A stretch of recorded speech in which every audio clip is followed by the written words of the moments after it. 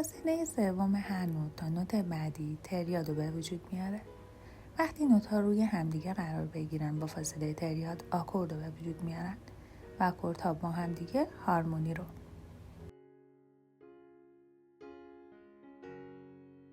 فاصله نوت لا، فا دیез و ر تریاد هست. این لا دیگه نوشته نمیشه. حالا این سه تا نوت با هم تریاد رو به وجود میارن و وقتی روی هم قرار میگیرن آکورد. برمترین نوت پایه هستش، نوت بعدی نوت سوم و بعدی نوت پنجم.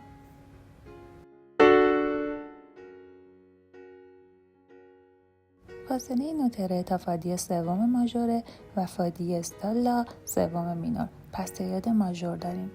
اسم این تریاد میشه تریاد ر ماژور که با دی ام بزرگ نشونش میدیم. برداشتن دیز فا، فاصله ر تا فا میشه سوم مینور و فا تا لا سوم ماژور و تریاد مینور به دست میاد. تریاد مینور اینجا میشه ر مینور یا میتونیم بگیم با دی ام کوچیک. بالا بردن نیم پرده ر و فا باعث میشه دو تا فاصله سوم مینور داشته باشیم که تریاد کاستر به وجود میارن و با تریاد ر دیز کاستر نوشته میشه و یه علامت درجه هم میگیره. دیز کردن فا و لا باعث میشه دو تا فاصله سوم ماژور داشته باشیم که تریاد افزوده میشه. تریاد ر افزوده یا یه دونه ر با یه علامت مثبت. خب اینجا که شد ر ماژور و بعدی میشه لا، ر، فا دیز. چون فا دیز برمترین نوته میشه تریاد معکوس اول ر ماژور.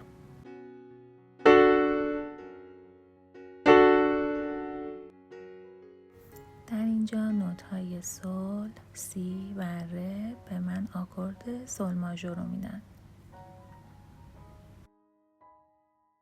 اینجا آکورد معکوس اول ر ماژور رو داریم.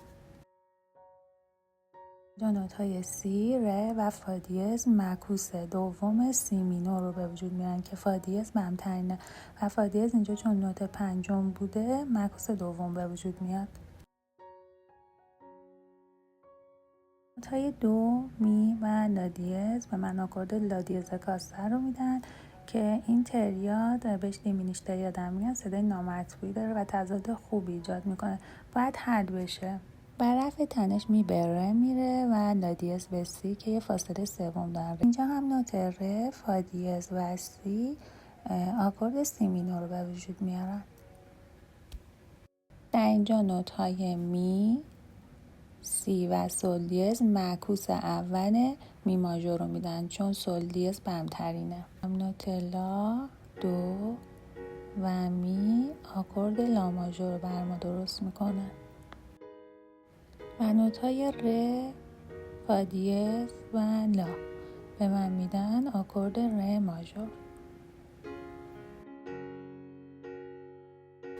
انواع تریاد ماژور، سوم ماژور، سوم مینور، پنجم درست. تریاد مینور، سوم مینور، سوم ماژور، پنجم درست. تریاد کاسته، سوم مینور، سوم مینور، پنجم کاسته و تریاد افزوده، سوم ماژور، سوم ماژور، پنجم افزوده به وجود میارن.